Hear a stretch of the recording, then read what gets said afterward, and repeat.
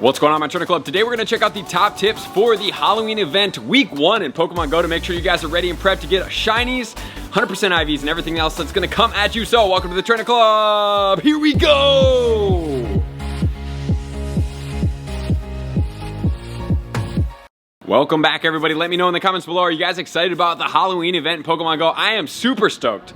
So I hope you guys are too. And I just want to remind you guys that if you guys do want any Safari Zone merchandise or new Trainer Club merchandise, you can check the shop that is going to be in the pinned comments below. We have all the way until midnight on Sunday to be able to order both of those. I did extend the Safari Zone orders. So obviously if you're going to Liverpool this weekend, it's not going to work out. But if you're going to Philadelphia or you are going to St. Louis, you can definitely get yourself some. So without further ado, let's get into the Halloween event. It is going to be starting on Friday, October 15th at 10 a.m. local time. And it's going to be going for 1 week. The first phase all the way until the 22nd at 10 a.m. And then on the 22nd, we are going to get into week 2. That's going to go all the way until the 31st, but that's not important because right now what is important is going to be week 1, which is going to include bonuses, which are going to span the entire time frame, which is going to be 2 times catch candy, 2 times transfer candy, 2 times hatch candy, and then finally, guaranteed XL candy when walking your buddy, which we will cover on a later video. As of right now, we're going to try to keep it efficient to all the tips, and that video is going to get a little bit more lengthy than to be able to put in all of one with a tip video. Just remember, we're going to have some Lavender remix music to be able to play, so if you guys don't typically play with music and you want to try out the remix to the Lavender Town, please do turn on your sound and see how it sounds. There's going to be new items in the shop, so if you do want any new items, please head on into the style shop to soup yourself up, including a Pikachu pumpkin head, Pumpkaboo items, as well as some other things, so style your character out appropriately. There are going to be some new boxes in the shop, which we will check out here in a second. And then we will have the Galarian Slowpoke going into the Galarian Slowbro, as well as all you have to do is make it your buddy and catch 30 psychic type Pokemon. And with all that said, we are also going to get spawns, raid bosses, egg hatches. So with all that said, let's start getting into my top tips, starting off with tip number 1. Tip number 1 is going to be the spawns as always. So the first spawn as always is going to be Pikachu.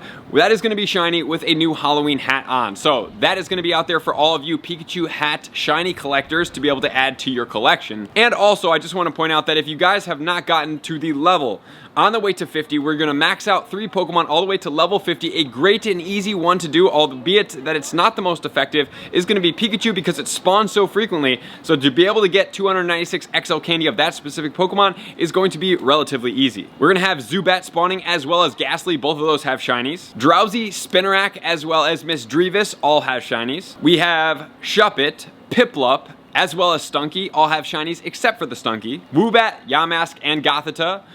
Gothita being the only one in there without a shiny. So with all that said, is there going to be any Pokemon that are going to be Meta Raid relevant, Megas, or Go Battle League relevant? Let's check it out. So obviously, we do have the Mega Gengar. So Mega Gengar being slightly glassy, it is going to be the best Ghost Mega in the game, so it's definitely a Pokemon that you want to get 296 XL candy of, so please stay after that Pokemon. Not only that, the Piplup is in here, and although the Piplup is probably not the most effective Pokemon by itself, Empoleon does do a lot of work with a lot of resistances, but I do think that it is not going to be able to be evolved. If it does change, I will pin it in the comments below, but as of right now, it cannot. So I just want to point that out there, but if you do want the XL candies of it, that's a great Pokemon for you guys to catch and start stocking up on. But beyond that, there's nothing really too meta relevant as far as an attacker purposes go, so let's check out the Go Battle League. There's not too much here either, but I am going to point out a couple things. Number 1 is going to be Gengar, best suited in the Ultra League at rank 40, with Shadow Claw, Shadow Ball, both are able to be obtained, but then Shadow Punch is number 3. So that one is harder to obtain because it needs an elite TM from the Com Day to be able to get it there. 100% IV on this one is going to be a 0, 15, 14 at optimal for the Ultra League. And then we do have Skunk Tank in the Ultra League, Shadow 71, Non-Shadow 77 in the XL form with Poison Jab, Crunch, and Sludge Bomb. And the 100% IV on this one is going to be at level 50 at a 3, 15, 14. And next we do have the Drifblim. So unfortunately, Drifblim is not spawning in the wild. And also it is not spawning as Drifloon as of right now. If it does change up, that's why I'm putting it in here for you guys, just so you guys do know. Yes, it's going to be relevant. In the Great League, it's going to be ranked 28 with Hex, Icy Wind, and Shadow Ball. And in the Ultra League, NXL candy is going to be ranked 42. 0, 15, 12 in the Great League, and 1, 15, 15 for the Ultra League at level 50. And then finally we have Sableye. It's going to be ranked 10 in XL in the Great League, or 36 without XL. Non-XL is going to be 100% IVs to be able to get after, and the XL one is going to be above that you are going to have to use XL candies. This Pokemon as of right now is not spawning, but we will check it out here in a second, and it also does have a Mega as well coming in the future. If you're gonna boost it, it goes all the way to level 48 at a 3, 14, 15. And I did just want to point out that if Sableye does happen to be spawning, it is going to be a 750 Stardust per catch on a star piece 1125, so it is a definite worthwhile Pokemon for you guys to be able to catch if it happens to be in the wild, which as of right now being reported, it is not. So with all that said, let's get it to tip number 2. Tip number 2 is going to be egg hatches. Are they going to be worth your time? Because we do have some new Pokemon populating the 7-kilometer eggs right now. We do have Spinarak, Misdreavus, Shuppet, all have shinies. Chingling, no shiny. Yamask, Litwick, as well as Golett. So Yamask has a shiny, Golett and Litwick do not, but it is a pretty effective Pokemon as far as the Litwick goes, going into Chandelure. So do I think these eggs are totally worth it? No, but the Spinarak shiny is in there. Granted, it's going to be spawning as well, but if you do want to have a chance at hatching some of these Pokemon, including the one Pokemon that everybody's after, which is going to be the Yamask shiny, for sure. It's one of the rarer shinies, I believe, in the game. Definitely something to consider hatching, even though it's not going to be the most effective, and most of those other Pokemon you can get in the wild. But I would rank it a 3 out of 5 as far as rareness of Pokemon in the eggs and shinies. So with all that said, let's get into tip number 3.